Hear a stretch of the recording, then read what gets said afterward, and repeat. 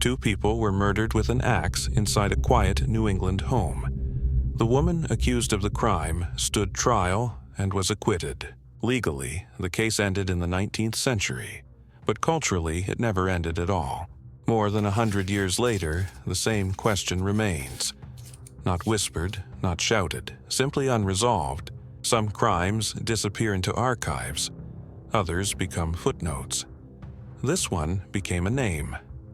A name repeated in newspapers, in courtrooms, in playground rhymes. Not because guilt was proven, but because doubt never was. Fall River was an industrial town built on routine and discipline. Factories defined the workday. Church bells defined time. People noticed habits, they noticed absences. And when something felt out of place, it did not go unnoticed for long. Scandal here did not vanish. It settled. Andrew Borden was considered wealthy by local standards. But wealth did not bring comfort. He was known for control, for discipline, for extreme frugality. Despite his money, he lived modestly. Some would say oppressively. His daughter Lizzie was 32 years old. Unmarried, financially dependent, living under strict authority. The house was orderly, predictable, and emotionally cold. There were no police reports of domestic violence, no neighbors reporting shouting. But silence does not mean harmony. Friends later described tension that never surfaced openly, resentment that stayed contained, pressure that had nowhere to escape. This was not chaos. It was control. The morning began without warning. Andrew Borden left the house early. He returned later and lay down on the living room sofa. Within minutes, the house would become a crime scene. Andrew Borden was struck repeatedly with an axe. The force was extreme. The attack was sustained. This was not an accident. It suggested anger or certainty or both. Abby Borden was found upstairs. Medical examination suggested she was killed earlier than her husband. This detail mattered. It suggested the attacker knew the house, knew the routines, knew the timing. Lizzie told investigators she had been in the barn. She claimed she heard nothing unusual. No raised voices, no struggle, no intruder entering or leaving the home. Her account was calm, consistent, and difficult to verify. The murders were brutal. Yet Lizzie had no blood on her clothing, no injuries, no signs of defensive wounds. Investigators struggled to reconcile violence of that magnitude with a suspect who appeared untouched. An axe head was discovered in the basement. Its handle was missing.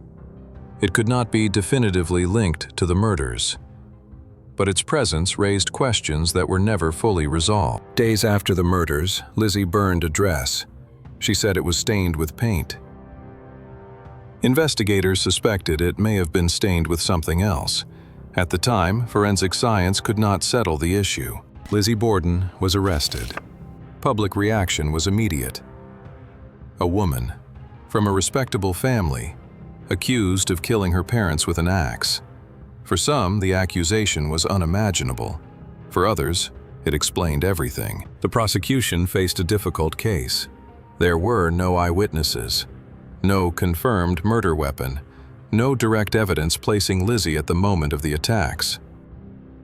What they had was suspicion and motive. The defense focused on what was missing.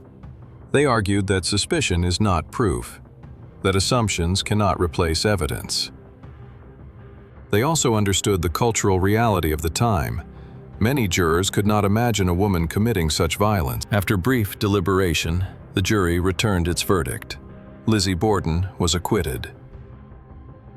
Legally, the case was closed. Socially, it was not. Lizzie was never convicted. But Fall River never fully accepted her.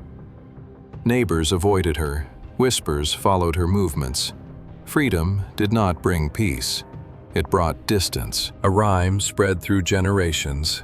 Simple, memorable. It ensured that Lizzie Borden's name would never fade from public memory. No confession was ever made. No definitive proof emerged. Historians continue to debate motive, opportunity, and psychology.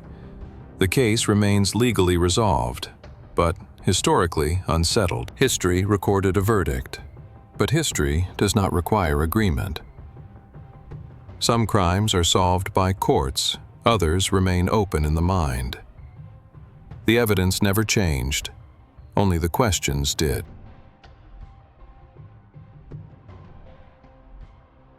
If you want more cases examined through evidence and public record, subscribe to The Verdict.